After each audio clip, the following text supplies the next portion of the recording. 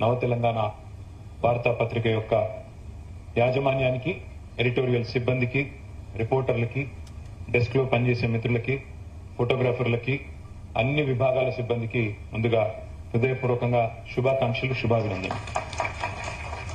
కొత్త రాష్ట్రంలో కొత్త పేరుతో ఒక సరికొత్త ప్రయాణాన్ని ఆ రోజు మొదలుపెట్టి 11 వసంతాలు పూర్తి చేసుకుంటున్న సందర్భంగా మీ అందరికీ ప్రత్యేకంగా నమస్కారాలు. నిజానికి ఉమ్మడి రాష్ట్రం విడిపోగానే పత్రికల్లో కూడా ఉమ్మడి పత్రికలు కూడా ఎన్నో ఉండినాయి. కానీ కొన్ని పత్రికలు మాత్రమే ఒక ప్రజాస్వామిక దృక్పథాన్ని, పాత పేర్లు, పాత వాసనలు, పాత పోకడలు, పాత బుద్ధులు వదిలించుకొని కొత్తగా అవతారం ఎత్తింది. అందులో మొట్టమొదటిది అగ్రగామి పత్రిక తప్పకుండా నవ తెలంగాణ అని చెప్పక తప్పదు. కాబట్టి హృదయపూర్వకంగా మీరు తీసుకునే నిర్ణయానికి నా ప్రశంసలు. పత్రికల మనుగడే ఇవాళ ప్రశ్నార్థకరంగా మారింది, మీకు తెలుసు.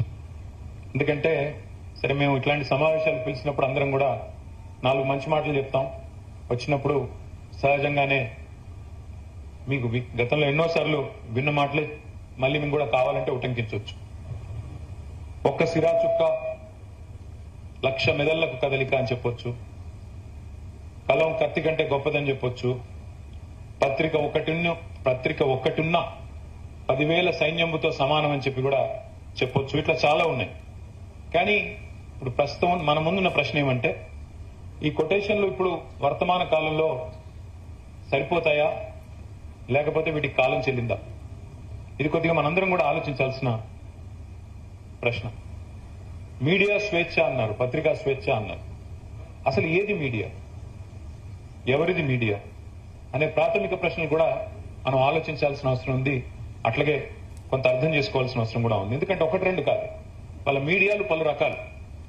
ప్రింట్ మీడియా ఉంది, ఎలక్ట్రానిక్ మీడియా ఉంది, ఇందాక వక్తలందరూ మాట్లాడినట్టు సోషల్ మీడియా ఉంది. ఒక మీడియానేమో ఉనికి కోసం ఇవాళ పోరాడుతున్నది, ఒక మీడియానేమో ఊగిసలాడుతా ఉంది, మరొక మీడియానేమో ఉర్రూతలు ఊగిస్తా ఉంది. రకరకాలుగా ఉంది పరిస్థితి ఈరోజు.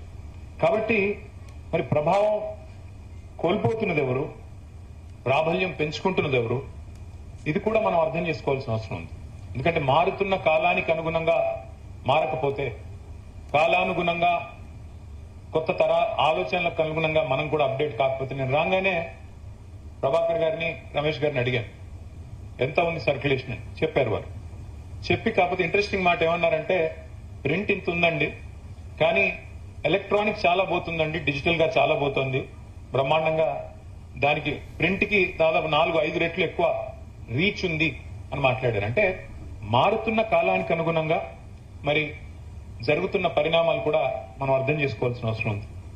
ఎందుకంటే ఇవాళ రాష్ట్రంలో, దేశంలో, మొత్తంలో, ప్రపంచం అంతటా కూడా మీడియా నియంత్రణ, media management, headline management, diversion tactics ఇవన్నీ ఒక ఆనవాయితీగా మారిపోయినాయి.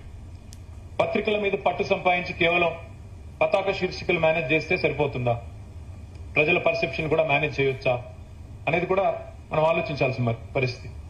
న్యూస్ ఛానళ్ల మీద గుత్తాధిపత్యం సంపాదించి కేవలం న్యూస్ ఏది రావాలి, మన వ్యూస్ ఎలా ప్రజల నెత్తి మీద న్యూస్ రూపంలో రుద్దాలి, ఇది ఒకవైపు జరుగుతా ఉంది.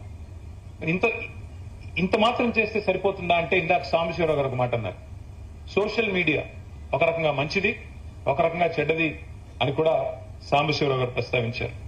ఇవాళ వాస్తవానికి మీడియాలు పలు రకాలుగా ఉన్నా ప్రజలు ఏది ఫాలో అవుతున్నారు, ప్రజలు ఏది చూస్తున్నారు, ప్రజలు ఏది కోరుకుంటున్నారు, అల్టిమేట్ గా అదే నిర్ణయిస్తుంది సర్వైవల్. కాబట్టి మేమందరం కింద మీద పడతా ఉంటాం. ప్రభుత్వంలో ఉన్నప్పుడు కానీ, ప్రతిపక్షంలో ఉన్నప్పుడు కానీ కింద మీద పడిపోతా ఉంటాం. ఎందుకు మాకు అర్థం కాదు. అసలు ఇందాక వీరభద్రం గారు అడిగితే కూడా అదే చెప్పాను. సార్, అధికారం అనేది ఒక బ్రహ్మ పదార్థం. అధికారంలో ఉన్నప్పుడు, బయట ఉన్నప్పుడేమో బ్రహ్మ పదార్థం సార్ అది. ఎందుకంటే మేము భ్రమపడతా ఉంటాం, ప్రజలు ఇది కోరుకుంటున్నారు, అది కోరుకుంటున్నారు. ఏం కోరుకుంటున్నారు తెలవకనే ఇటు ప్రతిపక్షము, అటు అధికార పక్షము కింద మీద పడుతూ ఉంటాం. ఎందుకంటే ఇవాళ బలంగా ప్రస్తుతం ప్రభుత్వాల్లో ఉన్న పెద్దలు నమ్ముతున్న విషయం ఏమంటే, మేము కూడా నమ్ముతున్న విషయం ఏమంటే, మీడియాని మేనేజ్ చేయడం ద్వారా పర్సెప్షన్ మేనేజ్ చేయొచ్చు, నరేటివ్ డ్రైవ్ చేయవచ్చు. ఇప్పుడు వచ్చారు కదా ప్రశాంత్ కిషోర్ లాంటి కన్సల్టెంట్లు, స్ట్రాటజిస్టులు వచ్చారు కదా, వారందరూ కూడా చెప్పేది అదే. నెరేటివ్ చాలా ఇంపార్టెంట్ అని చెప్తా ఉంటారు.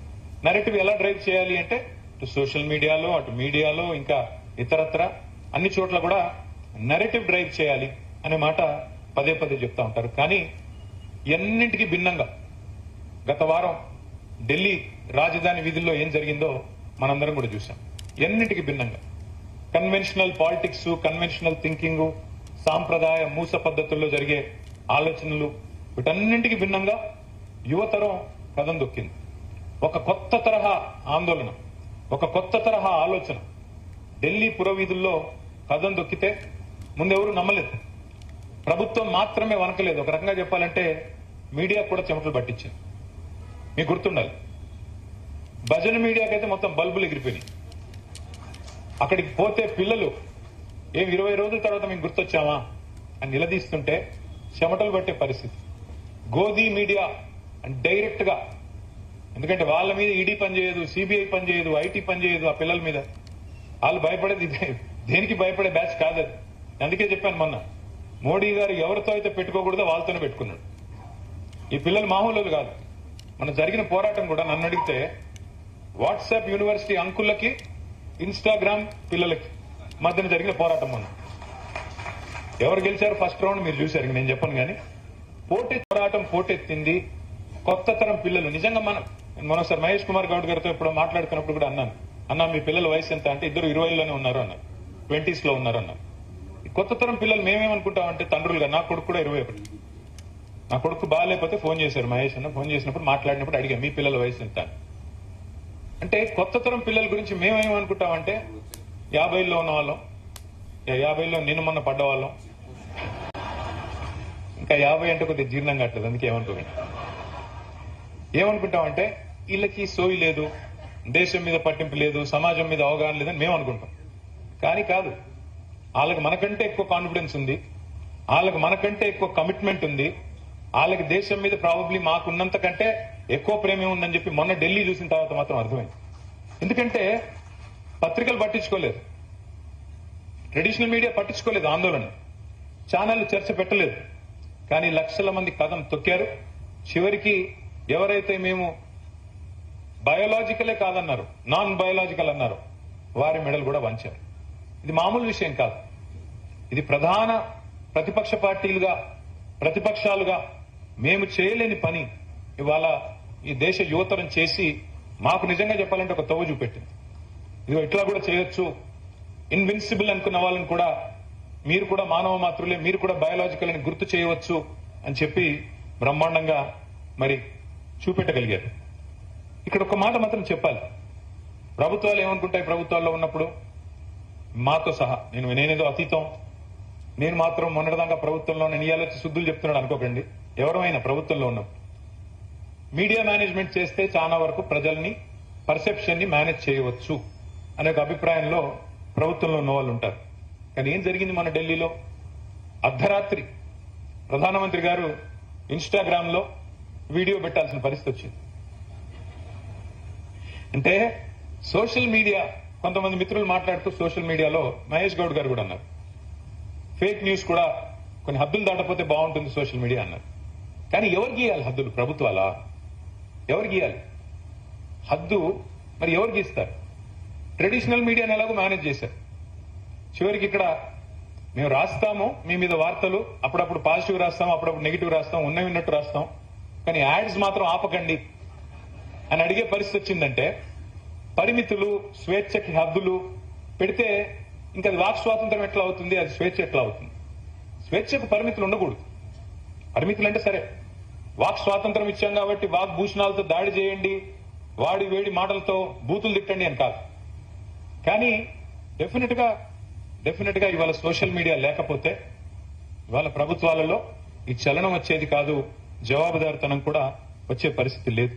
ఇవాళ పిల్లలు, మనం ఆలోచించాల్సిందంటే పిల్లలు ఏం కోరుకుంటున్నారు, కొత్త తరం పిల్లలు. ఎందుకంటే వచ్చే ఎలక్షన్ కాడికి 2029 నాటికి the largest voting bloc will be gen Z. Largest voting bloc అంటే 50% పైగా ఓట్లు ఈ పిల్లలే అయిపోతా ఉన్నారు. దేశ తలరాత వారే నిర్ణయించబోతా ఉన్నారు. మనం పత్రిక నడిపే వాళ్ళుగా, పత్రికల్లో పనిచేసే వాళ్ళుగా, మీడియాలో ఉన్న వాళ్ళుగా, లేదా రాజకీయాల్లో ఉన్న వాళ్ళుగా మనం ఆలోచించాల్సింది ఏంటంటే ఈ పిల్లలు ఏం కోరుకుంటున్నారు, ఎట్లా చూస్తున్నారు, ఎక్కడ చూస్తున్నారు, వాళ్ళు ఎక్కడి నుంచి వార్తలు సమాచారం సేకరించుకుంటున్నారు అనేది కూడా నేను చెప్పాలి. ఇవాళ తరం పేపర్లు చదవట్లేదు. మీరు ఏమనుకున్నా, మీరు బాధపడ్డా ఇబ్బంది పడ్డా వాస్తవం. ఇన్ఫాక్ట్ నేను కూడా గత 2.5 సంవత్సరాలుగా పేపర్లు టీవీలు చదవట్లేదు. మహేష్ గౌడ్ గారు ఒక మాట అన్నారు ఇందాక, మీరు లేదా ముఖ్యమంత్రి గారు కొన్ని సందర్భాల్లో భాష కొంత నియంత్రణలో ఉంటే బాగుంటుంది అన్నారు. మహేష్ అన్న, నేనైతే గత 2.5 సంవత్సరాలుగా చాలా హ్యాపీగా ఉన్నాను. నా పొజిషన్ లో ఆపోజిషన్ బాగుంది, అట్లా ఇక్కడే ఉంటాను కాదు, కాకపోతే బాగుంది. కాకపోతే మరి ముఖ్యమంత్రి గారే ఎందుకో కంఫర్టబుల్ గా ఉన్నట్టు అనిపించట్లేదు. మీరు పెద్దలు, మీరు చెప్పండి, ఎందుకంటే ఇలాంటి వేదికలు అరుదుగా పంచుకునే అవకాశం వస్తుంది, వారికి చెప్పండి. తమిళనాడులో ఒక సమావేశంలో నేను ముఖ్యమంత్రి గారు పాల్గొన్నప్పుడు ఎదురుగానే కూర్చున్నాం. ముఖ్యమంత్రి గారు మాట్లాడిన తర్వాత నాకు అవకాశం వస్తే మీరు కూడా ఉన్నారు పక్కనే. నేను సమర్థిస్తూ మాట్లాడాను, ఎందుకంటే రాష్ట్రం హద్దులు దాటిన తర్వాత ఆయన నా రాష్ట్రానికి ముఖ్యమంత్రి కాబట్టి ఆయన చెప్పింది కరెక్ట్, నేను కూడా దానికి వంత పాడుతున్నాను, సమర్థిస్తున్నానని చెప్పి తమిళనాడులో నేను కూడా మాట్లాడాను. సార్, రాష్ట్రం హద్దు దాటిన తర్వాత, సరిహద్దులు దాటిన తర్వాత మన ముఖ్యమంత్రిని, మన రాష్ట్రాన్ని మనం కించపరుచుకుంటే మనమే 10 మందిలో చులకనవుతాం. అట్లా హద్దులు దాటం. కానీ రాష్ట్రం లోపల ఉన్నప్పుడు కూడా అదే పద్ధతి ఉంటే బాగుంటుంది. అంతేగాని ఇక్కడికి రాగానే రక్తాలు కావాలి, ఇంకోటి కావాలంటే మాకు కూడా స్పందించక తప్పని పరిస్థితి. ఏదేమైనప్పటికీ పరిస్థితి మారింది. మీడియా ఎందుకు చెప్తున్నాను సుదీర్ఘంగా సోషల్ మీడియా గురించి అంటే, ఒకప్పుడు న్యూస్ రీల్ అని ఉండేది. మేము చిన్నగా ఉన్నప్పుడు సినిమా థియేటర్కి పోతే న్యూస్ రీల్ అని వేసేది, మీకు గుర్తుండొచ్చు కొంతమందికి. న్యూస్ రీల్ అంటే ప్రపంచవ్యాప్తంగా జరిగిన న్యూస్ అన్నింటినీ ఒక రీల్ రూపంలో ఎంటర్టైన్మెంట్ కంటే ముందు మీకు న్యూస్ కూడా చూపెడతామని చెప్పి న్యూస్ చూపెట్టేది. అది న్యూస్ రీల్ జమానా. ఇప్పుడేమో రీల్స్ లో న్యూస్ వస్తున్నాయి. రివర్స్ అయింది సీన్. పిల్లలు ఇవాళ రేపు ఇది పేపర్లు ఇట్లా తిరిగేట్లేదు, ఇట్లా లేదా ఇట్లా. సో మారిన పరిస్థితికి అనుగుణంగా మనం కనుక చూసుకోకపోతే, మనం కూడా మారకపోతే, మనం కూడా అవుట్డేటెడ్ అయిపోతాం, ఆబ్సలీట్ అయిపోతాం. ఇవాళ మీరు చూస్తే రాయిటర్స్ అని ఒక సంస్థ ఉంది, వాళ్ళు సర్వే చేశారు ఈ మధ్యన. న్యూస్ కన్జంప్షన్ ఎట్లా ఉంది, వార్తల్ని ఎట్లా ప్రజలు తెలుసుకుంటున్నారు. అందులో వారు చెప్పింది ఏమంటే, వారి రీసెర్చ్, మీరు రాసిన వార్తలు కానీ, మీరు చూపిన వార్తలు కానీ, ముఖ్యంగా 18 నుంచి 25 ఏళ్ల మధ్య ఉండే పిల్లలు వాళ్ళు పేపర్లు, టీవీల ద్వారా తెలుసుకోవడం లేదు. దాదాపు 56% మంది 18 నుంచి 24 ఏళ్ల మధ్యలో ఉన్న వాళ్ళు న్యూస్ పేపరే చదవలేదు ఇంతవరకు. అలాంటి రోజులు ఎక్కడ చూస్తున్నారు? ఇవంతా కూడా మీరు రాసిన వార్తలనే ఇన్స్టాగ్రామ్ రీల్ రూపంలో, ఇన్స్టాగ్రామ్ పోస్ట్ రూపంలో, వాట్సాప్ స్టోరీ రూపంలో, ఫేస్బుక్ పోస్ట్ రూపంలో మళ్ళీ ఏదైతే పెడుతున్నారో దాన్ని చూస్తున్నారు, అక్కడ తెలుసుకుంటున్నారు. దీనికి కొత్త పదం వచ్చింది ఇప్పుడు, ఇన్ఫర్మేషన్ ప్లస్ ఎంటర్టైన్మెంట్, ఇన్ఫోటైన్మెంట్ అని వచ్చింది. అందులో నేర్చుకుంటున్నారు, డైరెక్ట్ గా టీవీలు పేపర్లు చూడట్లేదు. ఇన్ఫాక్ట్ ఒక రకంగా చెప్పాలి అంటే, ఒకప్పుడు తెల్లారి పేపర్ చదవకపోతే చాలా మందికి మనసున పడ్డదు. తెల్లారి పేపర్ చదవకపోతే ఆ రోజు ఏదో కోల్పోయిన ఫీలింగ్. దసరా తెల్లారి, సంక్రాంతి తెల్లారి పేపర్ రానప్పుడు ఆ రోజు ఏదో కోల్పోయాం, ఆ రోజు ఏదో కింద మీద అయిపోయాం, మనం డిజోరియంటెడ్ గా ఉంటాం కొంతమంది. కానీ ఇప్పుడు పిల్లలు, ఇప్పుడు think about it, news is no longer consumed on schedule. రోజు ఉదయం న్యూస్ అన్నట్టు కాదు. Now news is consumed on demand. అంటే నాకు కావాలి అనుకున్న న్యూస్ ని మాత్రమే నేను చూస్తున్నాను. నేను వినాలి అంటే ఫలానా నాయకుడిని ఫాలో అవ్వాలి, ఆయన్నే ఫాలో అవుతాను. ఇతరత్ర ఇంకెవరన్నా మాట్లాడుతుంటే నాకు తెలియదు. అట్లాంటి పరిస్థితి ఉంది ఇవాళ. ఇంకొక మాట కూడా చెప్పాలంటే, ఇన్ఫ్లుయెన్సర్స్ అని పెరిగారు. చాలా మంది influencers, content creators, YouTubers, digital జర్నలిస్టులని రకరకాలుగా కొత్త ఫార్మాట్ లో న్యూస్ వస్తా ఉంది. ఇదంతా ఎందుకు చెప్తా ఉన్నా మీకు,